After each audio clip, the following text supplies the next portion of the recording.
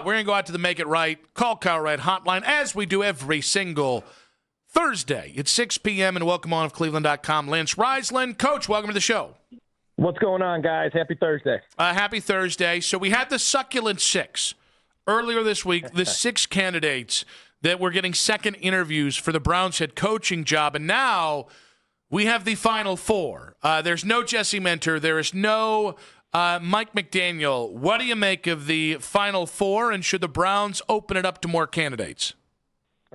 Well, obviously they're going to have to open it up with the Rooney Rule, right? So they're going to have to go out and interview, a minority candidate, and I think they should, and I think they should open up even more. For me, it makes sense to hire Schwartz just because right now their defense of players are their best guys.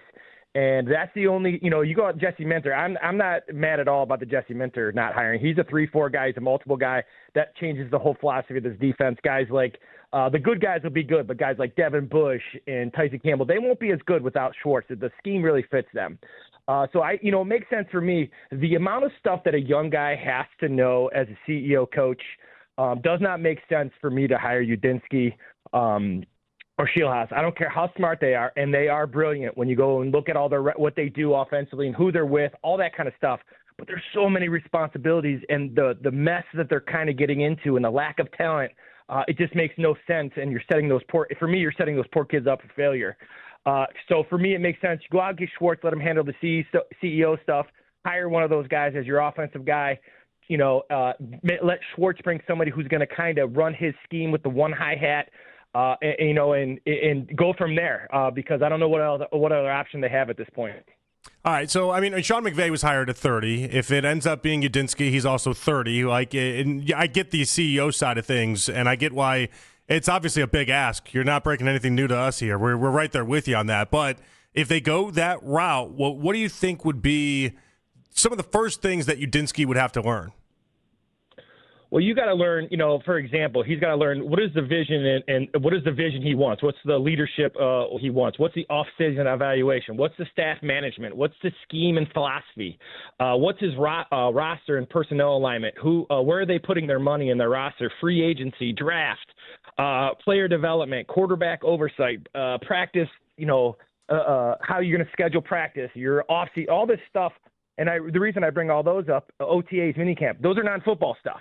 Right, those are non-scheming stuff. So if you get a guy like Udinski who seems to be brilliant, and he, obviously he did really good things with Trevor Lawrence.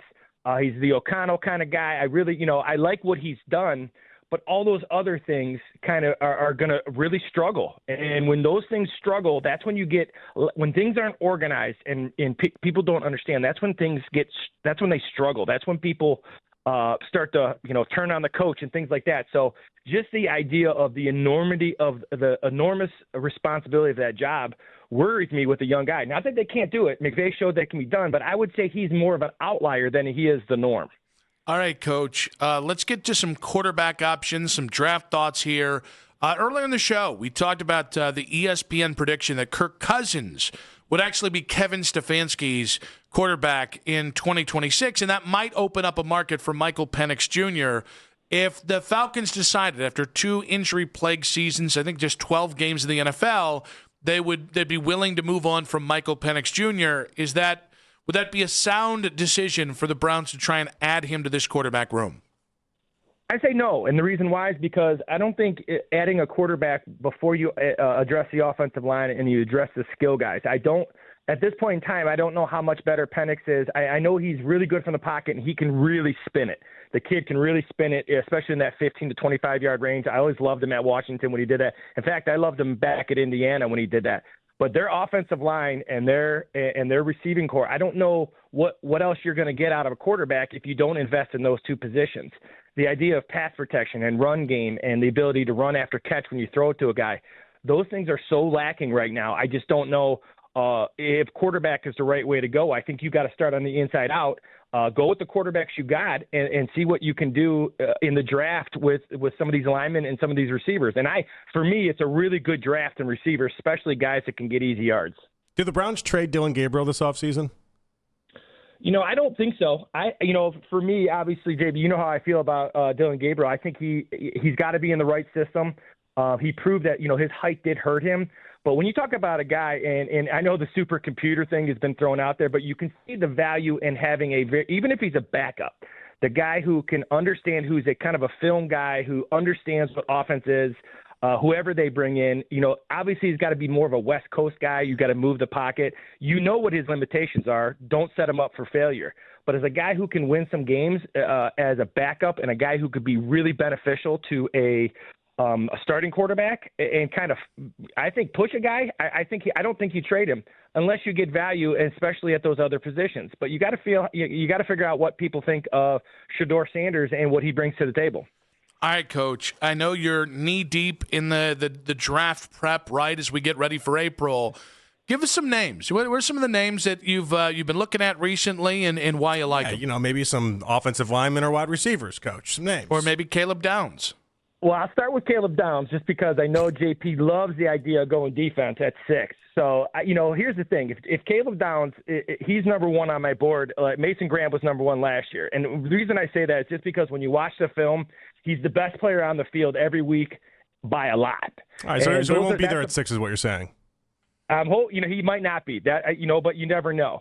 But the Maligoa kid, the right tackle out of Miami, I think he's a legit kind of like Penei Sewell. I mean, his feet are phenomenal. Is he actually a right tackle or is he a guard?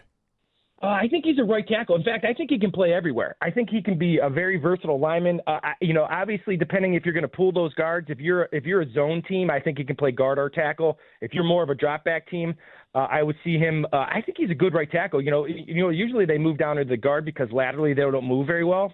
I didn't see that out of him. Spencer Fano is a kid out of Utah. I love his nastiness. A kid that no one talks about that I really like, and I started watching him today, is a kid named Jennings Dunker. He's a Iowa kid, and I always love Iowa offensive linemen for pass protection and for the inside-outside zone. So, again, who are they going to go get? Leone is a true guard who's really good out of Penn State. For me, he kind of fits that Wyatt Teller mode. He's kind of a mauler. Pregnan's a guard center kid out of Oregon, great feet. I really like him. And then you go receivers. Obviously, Carnell Tate. I have 2 different types of receivers, guys who go get it, right? Carnell Tate, Denzel Boston's a kid I love out of Washington. He's all of 6'4", and he's all arms and legs. I really like him.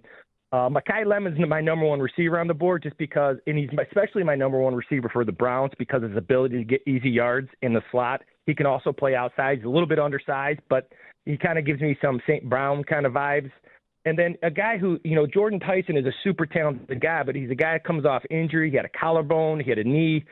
You worry about he plays pretty violently, and he's only, 5'11", I'm sorry, he's 6'2", but he's only like 190-ish, 200 pounds, so he'd have to add a little bit of weight. But there's some guys. Casey Concepcion's a really good receiver. A guy that no one talks about that has just always made plays is the Surratt kid out of Indiana. I love him as a red zone threat. He's a guy I think will be around late day 2 into day 3. So, Jacoby Lane, Malachi Fields. It depends if they go outside or if they go inside in the slot. But there's a lot of really good receivers, offensive linemen. And then again, I say that not to be funny, but Caleb Downs, if he was available at 6, if you don't have somebody else as high as him on the board, I think he's a Ed Reed type of guy on film. Now, I'm not saying he's Ed Reed yet, but you get those vibes and you watch him on film. He's so much better than everybody else. He's a guy that, I know they need a lot of help elsewhere, but he'd be a guy hard to pass on. Rustic Browns fans would love Jennings Dunker. It's a great name. He's a absolute mauler. He's got first of all, he's got the best mullet in college football. Let's put that out there right now. Strong mustache game too. Yeah, everything is really good about him, but he's going to grow into. He's a redhead. I didn't see that coming. Yeah. He's like a baby deer kind of thing, but he's so good on inside zone, depending on who they get. He's outstanding in pass protection. He's got great feet. He's just a guy I love on film, and you can tell he's only going to get better. He looks like he's just getting started with his development, how big he's going to get. I think he's going to be a guy around 330 when he develops, but he's a guy that will be around. Obviously, the Manoa, Proctor, the Fano, those guys will be maybe gone. But Jennings Dunker is a guy that will be around when the Browns need a later pick, and I think he's really good. Yeah, he looks like a Steeler, if I'm being honest, but that's just the Iowa jersey. Don't let it fool you. I thought he looked like somebody I'd see at the Medina County Fair. Yeah, that too. All right, so let me ask you, because I asked about Dylan Gabriel for a reason, because I do think we're going to end up in a spot where it's Shedeur, it's Deshaun Watson, and I haven't quite figured out who the third quarterback is, but I think they're trading Dylan this offseason. If we go quarterback at number 24, or even in the second round, what are we looking at? What's your board say as of right now? I'm sure you got Mendoza at the top, but does it go Ty Simpson, and then who do we have? Give me like a top 4 here. Well, Ty Simpson's not in my top 4. Okay, good. Yeah, I knew you'd be out there somewhere. Okay.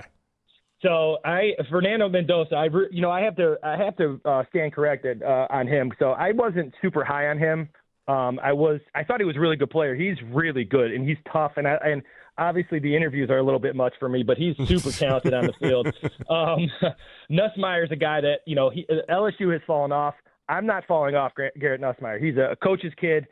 He had a tough year. LSU fell off. The walls came crumbling down on them. Still got Garrett Nussmeier as my number 2. Trinidad Chambliss comes out. I got him as my number 3 because I just think he's a guy with a lot of intangibles, can move the pocket. He's kind of that new age kind of quarterback. And then I changed here, but the tools, I like Carson Beck. He's I moved off him a little bit after the national championship game, but I try not to make emotional decisions. I like Drew Aller as well there just because of the physical tools. And then Ty Simpson I got right there too with Aller and Carson Beck. But for me, it's Mendoza. And I really, really think Garrett Nussmeier is going to be a good NFL quarterback. He's got all the, from his father, and just when you watch him on film, he can make all the throws. He was in my top 5 last year. So I think he's a really good player. And obviously when things go bad, everybody comes off him, and that's part of the emotions. That's why you got to kind of stick to your guns and stick so that's how I try to do it. Just stick to what I see on film. A guy like Carson Beck, he bothered me the other night in the national championship game, his body language a little bit, but he's got a lot of really good physical tools. So we'll see. Bella Danger agrees. Coach, great stuff, buddy. Appreciate you. Absolutely. Thanks for having me, guys. We'll talk soon. Lance Reisland, Cleveland.com. And the Make It Right, call Kyle Wright hotline.